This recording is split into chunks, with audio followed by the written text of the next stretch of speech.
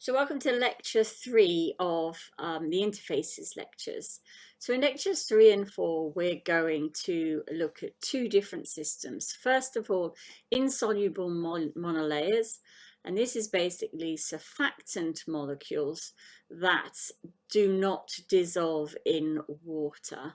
And then we're going to look at a certain number of concepts that relate to absorption to solid surfaces.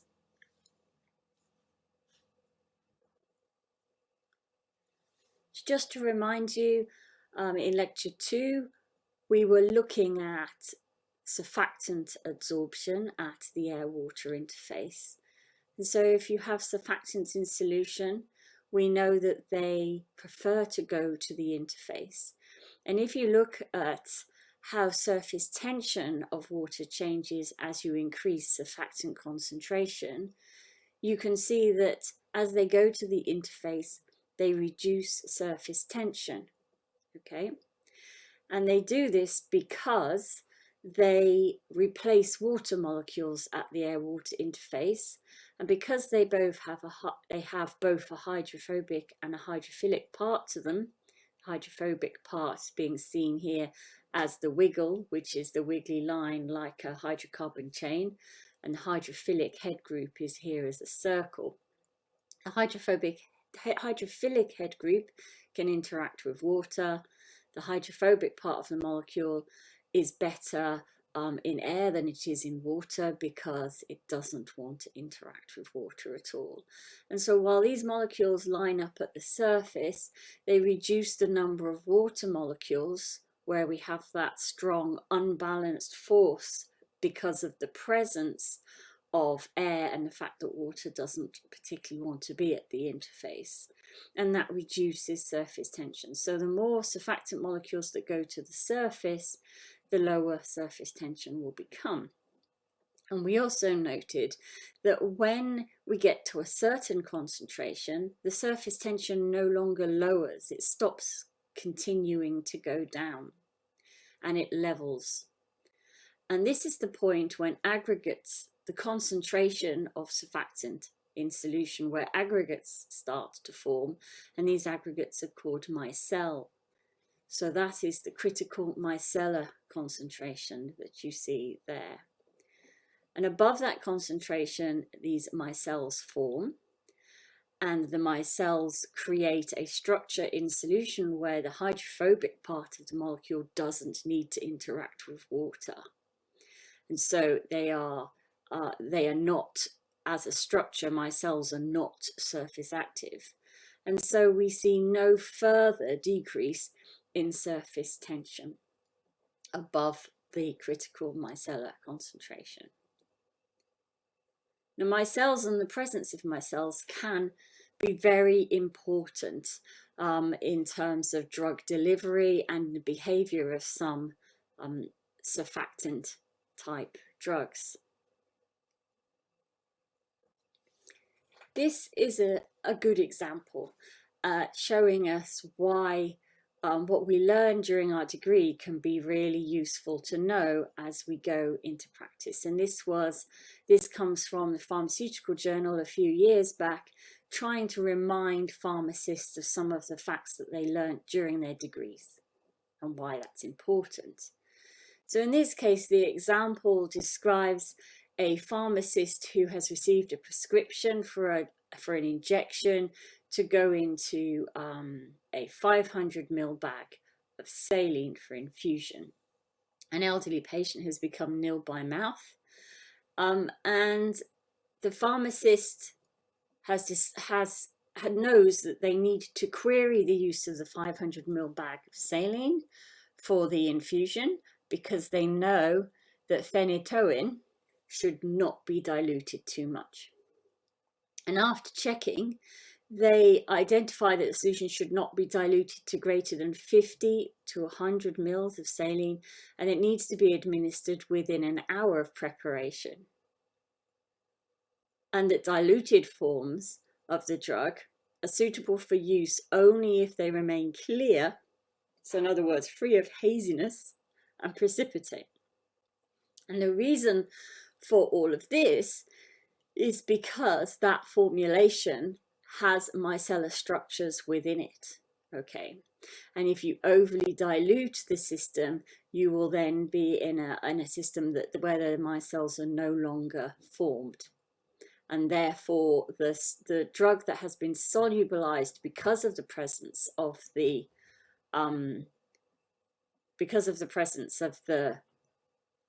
micelles, okay, the drug is actually incorporated within the micelles because they are there in order to keep the stability of the formulation. If you dilute it too much, you dilute that stability and you start to see precipitates form. And so there's specific advice about how you can use that injection to prevent the formulation from destabilizing.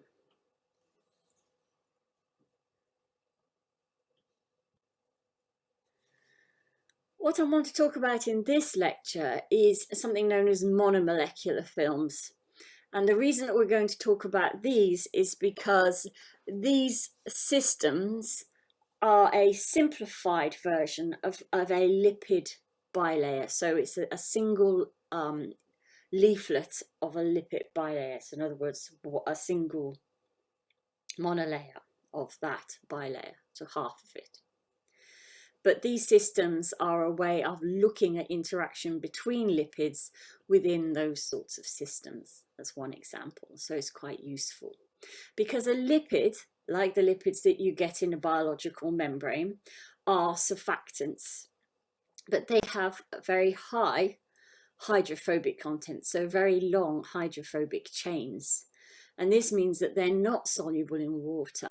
So they create insoluble layers. But they do have a hydrophilic part to them, a head group, that will interact with an aqueous environment. And so they can arrange into the biological lipid membranes that we know. Okay. So these can be long chain, also can be long chain fatty acids and alcohols, as well as biological lipids. And they'll spread at an aqueous interface. So they can't dissolve in water, but they can spread on the surface. You can create those layers yourself, and then you're looking at a single leaflet of maybe a bilayer and looking at the interactions between molecules. So if you do inject onto the surface of water using a suitable volatile solvent some of these lipids that are not soluble in water, then they will have to stay at the surface because they can't dissolve in the water. And so that is how we can create what we call monomolecular films, insoluble monolayers.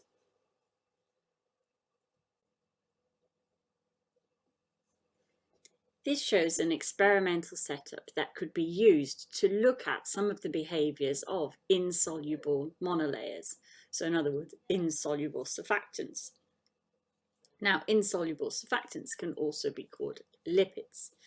So let's put our lipid into a syringe where it is dissolved in a non-polar solvent. And then you can see here the equipment which has NEMA written on the side. This is a Langmuir trough. And what this equipment does is it allows you to measure changes at the surface of the liquid once you have added this insoluble layer to the surface. Okay, and there are some barriers there, and one of them is labeled as a movable barrier. And there's also a sensor, which we're calling a surface pressure sensor, which is basically measuring surface tension and how surface tension changes. So as you know, surface tension goes down when a surfactant adsorbs to a surface. So if we add a lipid layer to the surface in a solvent that is not miscible in water, that solvent will evaporate and it will leave that insoluble lipid at the surface of water. It won't be able to dissolve into the water, so it'll be forced to remain at that interface where it will align so that the hydrophobic part, which in this case is quite large, orientates towards the air, and hydrophilic head group of this lipid orientates in the water. And there's nowhere else for it to go. So you can imagine that by having that lipid layer there, the surface tension has gone down. And if we compress that layer further by moving one of the barriers closer to the other barrier, the lipids still have nowhere else they can go. So they squash together and get closer. And so the concentration of lipid at the surface goes up. And if you have more of a surfactant at the surface tension will go down. When we're measuring systems like this, we measure surface pressure, which defines the pressure of those lipids at the layer, which is basically the surface tension of water minus the measured surface tension. So in other words, as surface tension goes down, the surface tension of water on its own minus the surface tension measurement that you have goes up. So the surface pressure of having the lipids at the layer goes up. So as we compress this layer, the surface pressure, the pressure caused by the presence of those molecules at the surface when there's nowhere else they can go, will increase. Okay. Now you can measure exactly how many molecules are on the surface.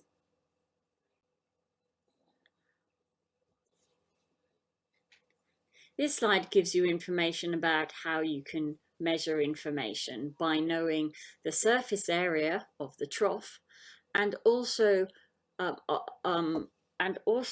knowing exactly how many molecules you have added to the surface of your insoluble lipid. This example here is for stearic acid. And it shows that if you know the molecular weight of the stearic acid, you know how much of it you added to the surface. So in this case, we added 1 mil, and we added 0.01% weight per volume chloroform solution, so stearic acid in chloroform, and we added that to the water surface. So that means we know how many molecules of stearic acid we added to the surface, and we also know the area, the surface area, so the amount of space that we've allowed the stearic acid to have at the surface of water, and it has nowhere else it can go, which means we know exactly how many molecules are there and exactly what area there is for each of those molecules.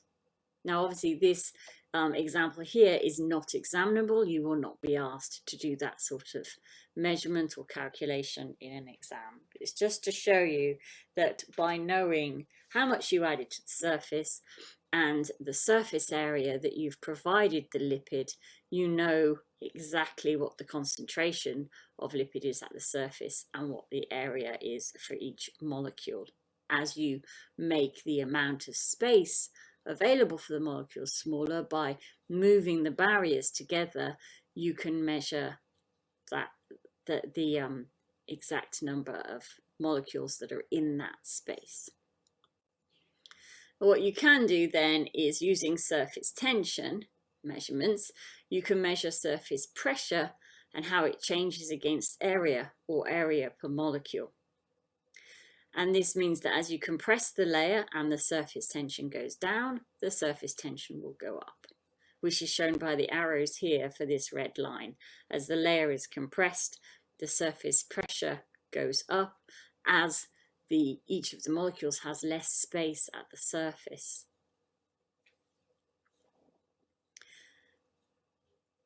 Now, why am I telling you this? Well, we can tell an awful lot about that lipid system from the way that it compresses, because how it compresses and how surface pressure changes, so in other words, the pressure that the molecules are exerting at the surface changes as you compress that layer. You make the space available for the molecules less and less. It tells us about properties of the molecules themselves, how they interact with each other. And of course, this is a system that looks a little bit like a single layer, a single leaflet of a biological lipid membrane. And so it provides a way of getting us to think about how these layers form spontaneously, because they can't dissolve in water, but they arrange so that the hydrophilic part of the lipid interacts with the aqueous environment within the body, and the hydrophobic part will then react with another layer of lipid to create the bilayer. Okay, and that's a really important biological barrier to the surface to get from outside to inside of a cell. And so we can think about how these molecules are interacting with each other. Now here's some standard examples of what sort of things you might see. This green line here shows that as you compress the lipid layer and make it so that the molecules have less and less space, you very quickly start getting an increase in surface pressure, which means that the molecules are exerting pressure on themselves, on each other, which means they are trying to stay as far away from each other as they can, as the green example shows here. And since the molecules don't want to interact with each other, they kind of push away from each other, thus leading to this gradual increase in surface pressure that you see in the green line. The red line shows an example of what's known as a condensed solid monolayer. And this is where, as you compress the layer, you don't see much change in surface tension or surface pressure. And this is because the molecules, as soon as they find each other at the surface, they're cohesive, they like to interact, and they choose to align very tightly and very ordered, even before they're compressed into doing it. So the impact of compression of the layer has no effect on the surface pressure until we get to a point where they're already very, very tightly packed together. So they're acting like a solid monolayer. It's known as a condensed monolayer. So you can see that if you see behavior in compression, like the green line, then you have a system where the molecules do not want to interact with each other. And we call that a gaseous monolayer. Whereas the other end of the scale, you have something that's a condensed solid layer because of how they behave as they compress. And the expanded monolayer, which is the middle system there, it shows a halfway point when the molecules will behave a little bit more fluidly than a solid, but less fluidly than a gaseous layer. So it's like a two-dimensional version of the three-dimensional phases that you can see in different behaviors of lipids. What we find is a little bit more interesting than that for some biological lipid systems. So this is an example of a lipid that would compress in a way that it goes through more than one phase. So it doesn't behave like a gaseous film or like a condensed film. How it behaves depends on how compressed the layer is. And it's a good example of how many phospholipids will behave.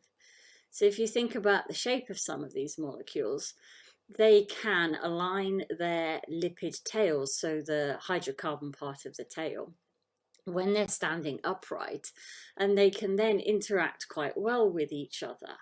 But when they're lying down, like they would be if they weren't very compressed at the surface, then perhaps they would be more likely to not compress, to not want to interact. And then you get to a certain compression where they would flip up. And once they're flipped up, then suddenly they do want to interact. And so they then push together and become like a solid at the surface. And because they change their behavior as you compress that insoluble lipid layer, they go through different phase states. And this can tell you a lot about the intermolecular interactions between the molecules in the different orientations that they might have as they're compressing. And of course, in their final compressed stage, when they're in that condensed film, very compressed area of the curve, then all the molecules are aligned and they're all standing up and close together.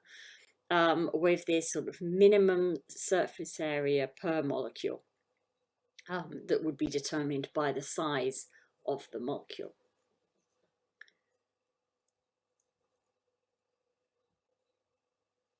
And here's an example of a drug that you can see that this is a surface active drug, so it's a surfactant, but it's very hydrophobic, so you can see that it doesn't it's not very soluble. In fact, it lives within the lipid layer, and you can see that as this lipid compresses, it goes through different phases. It starts as a gaseous film, which means that the molecules at the surface don't really want to interact with each other, so they're forming some pressure, and then it gets to a certain compression where it levels out. And this is the point where the molecule flips up because it's so compressed, and then it's aligned in a way that the ring system will align and will start to align it. The ring systems will align together of all the different molecules, and so then they're quite happy to stick together and they start acting like a condensed film. And by looking at the structure of the molecule, you can imagine that while it's lying down, there are two hydrophilic parts of the molecule that might be happy to sit in water and may lead to a gaseous film, but at some point it's going to flip up and the OH group is going to go into the air, and that ring system will then be out in the air, and then they're going to align. And that's why you see this different behavior as you compress that lipid layer. So remember, the lipid isn't soluble in water, so it doesn't go into the bulk solution, it stays at the surface. So as you make it so it has less and less space at the surface, it's then either going to be lying down or standing up, depending on how much space it has. And so you can see how it easily, once it's in that aligned vertical position, you can see how it would insert within a phospholipid layer.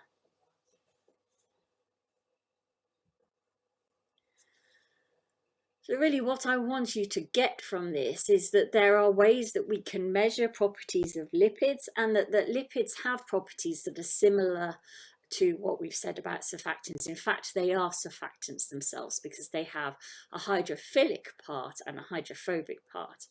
And the only difference is that the hydrophobic part of that lipid is so big that it's now not soluble in the aqueous phase. And so they create these defined layer structures that are very ordered, that create the bilayers that we see on the surface of cells. And so we can use these methods that I've shown you to measure polymers and how they create films for packaging, but also to look at the properties of cell membranes, and we can use it to look at how drugs might interact with those lipid membranes as well. Now,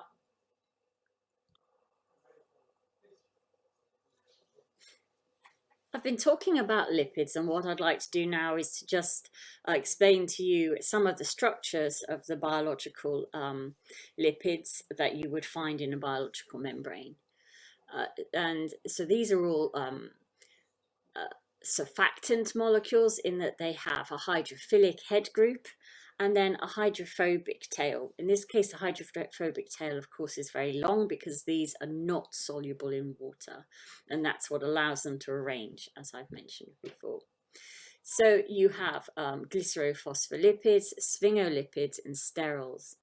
Now, glycerophospholipids could be zwitterionic or anionic, and they will have structures where you have a head group that you could see here as an example for phosphatidylcholine head group, and then the tails will be long hydrocarbon tails. So the R1 and R2 will be long tails of hydrocarbons that give it the hydrophobic nature of the lipid. And we've got an example of sphingomyelin as a sphingolipid, and you can see the similarities with the phosphatidylcholine head group there. But again, you have the long hydrocarbon hydrophobic tails. And sterols is an example where the hydrophobic portion of the lipid are these fused rings, and the hydrophilic but the hydrophilic part you can see in this case is the OH group at the end of that fused ring. So that OH group would align so that it sits within the lipid layer, but it's also within the hydrophilic part of that lipid layer. And the ring and the rest of the structure would stay within the hydrophobic, tails of the lipid. And you can see that it's quite clearly not going to be very soluble in water.